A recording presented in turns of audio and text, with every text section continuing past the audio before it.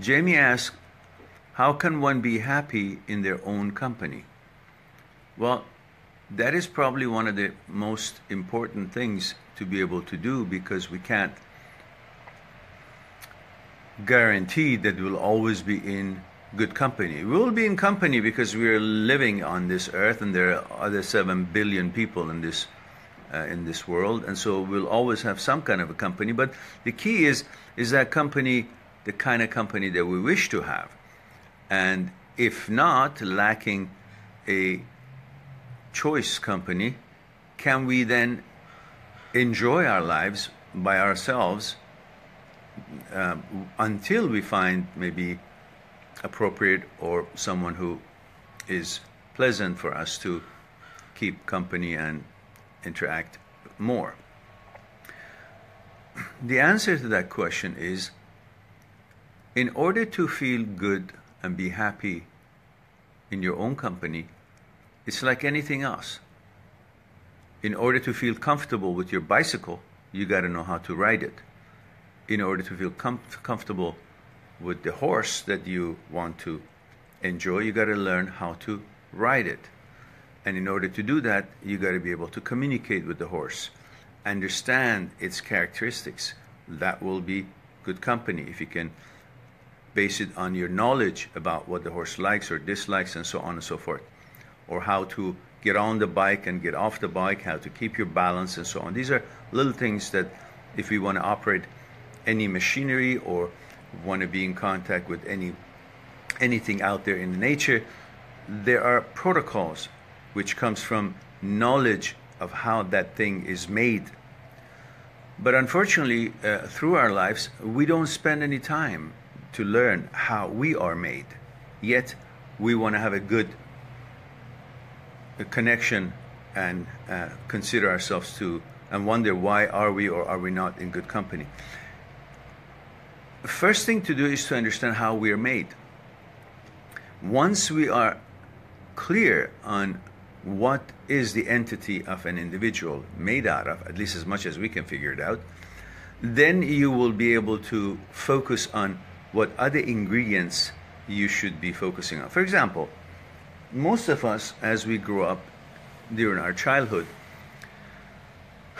we are accustomed to feel things, see things, taste things, hear things, run around, play with things, and everything is out there is so interesting to us, to the point that we are fully focused on what is that? What is that? What is that? And we never have a chance of being taught to think, what is this? It's like it's just an apparatus to run around to connect with the other things. That's one thing, to be curious about things out there and try to be in harmony with it. But how can you really be in harmony with it when you really don't know your own interests, your own capabilities, and what you are made out of, and on what channel, on what level you're interested to connect with things out there? If you don't, then you'll always be connecting with things out there on the basis of what their interest is. And you try to comply. And if it doesn't work, you wonder, why am I not happy? So, first thing to realize is that, how are we made? Well, as you know, we are made in two parts: the body and the mind. There's no dividing line between mind and the body. However, we seem to think this is all we are. The tip of the iceberg, the part of the iceberg that you see on the ocean, surface of the ocean, is what you think we are, because that represents like the body part of ours. The visible part is our body.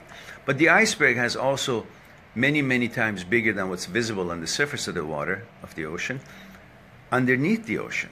And that is our mind, which is not visible. But yet we try to negotiate life through the visible part, through our body. You know, our muscle, how fast we run, what we see, what we eat, you know, all these things, all physical ways we're trying to negotiate life and learn life and communicate with life. And we think that's the only way for us to interact, while all along the body is just an apparatus. It's just a mobility machine. The body is only something that allows the mind to experience what the mind cannot experience through physical connections. So in other words, mind is that invisible part of the iceberg, and the body is the visible part of the iceberg. Only together, if they learn how to coordinate and be combined, we manifest our total power. However, all through our lives, we only learn how to function physically, and that is automatic. Everybody knows, how to eat and how to go to the bathroom and how to touch something and how to run and how to learn and so on. But we forget about all these abilities that we seem to be doing it through our physical body is all through here. For example, layman thinks that tongue tastes and legs walk. But in fact, mind tastes through tongue, and mind walks through manipulation of the legs. And when we forget about these things, then we are oblivious to really what makes us.